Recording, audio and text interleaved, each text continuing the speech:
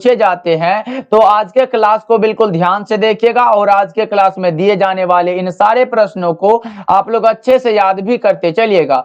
Okay जी, चलिए फिर class को स्टार्ट करते हैं। आप लोग भी हमारे साथ आंसर को चैट सेक्शन में लगाते चलिएगा और लास्ट में बताइएगा इस 70 ऑब्जेक्टिव में आप लोग सही कितना कर पाते हो। देखिए पहला नंबर सवाल आपके सामने है, आपके फोन के स्क्रीन पर है, तो सारे बच्चे आंसर को लगाते चलिएगा। देखिए पहला नंबर सवाल पूछा जा रहा है, विद्युत विभव का ऐसा मात्रक होता है। अब आपको बताना है कि विद्युत विभव का जो ऐसा यूनिट होता है वो क्या होता है। तो हमने कई बार बता चुका है कि विद्युत विभव का ऐसा मात्रक वोल्ट होता है, जिसे हम लोग V के द्वारा डिनोट करते हैं। और V बराबर क्या होता है, V बराबर W/Q वाला फॉर्मूला होता है। यहां से वाट का हमारा जूल निकलता है और चार्ज का कूलम हो गया। लेकिन बच्चों यहां से आपसे पूछा जा सकता है कि 1 वोल्ट बराबर क्या होता है, तो आपको लगाना है 1 जूल पर कूलम होता है। सर ये याद रख लो, बहुत ज्यादा इंपॉर्टेंट है, ऑब्जेक्टिव में पूछा जा सकता है।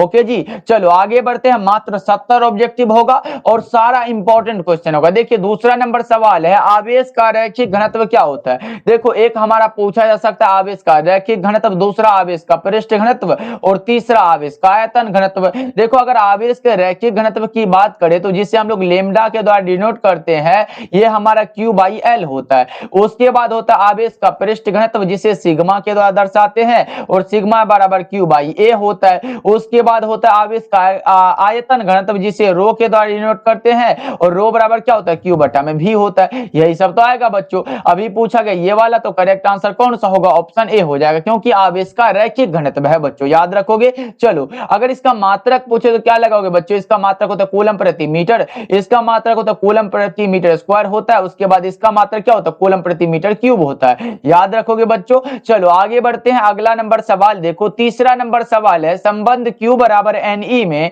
निम्नलिखित में कौन है जो N का मान संभव नहीं है। देखो N क्या होता है बच्चों, ये Q तो हमारा चार्ज है, N क्या एक नंबर है, और E क्या होता है इलेक्ट्रॉन का चार्ज, जो कि 1.6 × 10⁻⁻19 कूलम के बराबर होता है। देखो कभी भी ये एक इलेक्ट्रॉन, दो इलेक्ट्रॉन, तीन इलेक्ट्रॉन ऐसे करके होता है, ये कभी भी जैसे आधा इलेक्ट्रॉन, 1.5 इलेक्ट्रॉन, 2.5 इलेक्ट्रॉन ऐसे करके नहीं होता बच्चों, यानी कि ये पॉइंट में कभी हो ही नहीं सकता है।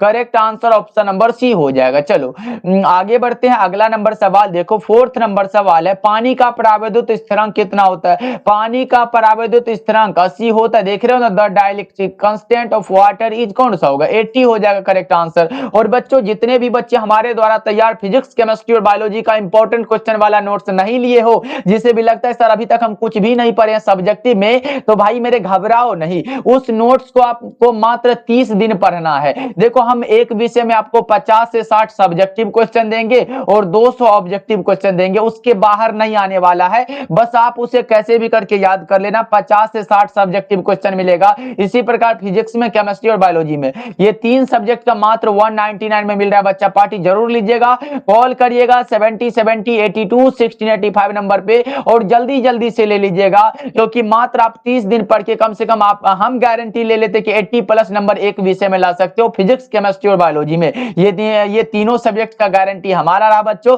ये 199 कोई बड़ा चार्ज नहीं है, जल्दी जल्दी से कॉल करिएगा और सारे बच्चे जरूर लीजिएगा। ओके बच्चों, चलो आगे बढ़ते हैं। पांचवा नंबर सवाल देखो, पूछा जा रहा है, व्यतिकरण की घटना का कारण क्या होता है। व्यतिकरण की घटना का कारण फेज डिफरेंस होता है, यानी जिसे कलांतर कहते हैं। क्या कहते हैं बच्चों, कलांतर। 5 नंबर सवाल का जवाब करेक्ट आंसर ए हो। 6 नंबर सवाल देखो, पूछा जा रहा है, निम्न में कौन सा तर्क द्वार है जो सार्वजनिक तर्क द्वार होता है। सार्वजनिक तर्क द्वार नैंड गेट को कहते हैं। किस गेट को बच्चों, नैंड गेट को कहते हैं। आपका correct answer option number D हो जाएगा। सारे बच्चे जरूर याद रखोगे। अगर इसके लिए बूलियन व्यंजक पूछे तो a × b बराबर y होता है, ऊपर में ऐसे करके बार लगा देना, बस आपका ये निकल जाएगा। ओके बच्चों, चलो आगे बढ़ते हैं। अगला नंबर सवाल 7 नंबर सवाल है, ट्रांजिस्टर के प्रवर्धन की इकाई क्या होती है। ट्रांजिस्टर के प्रवर्धन की कोई भी इकाई नहीं होती है, क्योंकि ये मात्रक विहीन होता है बच्चों। क्या होता है, मात्रक विहीन। Correct answer option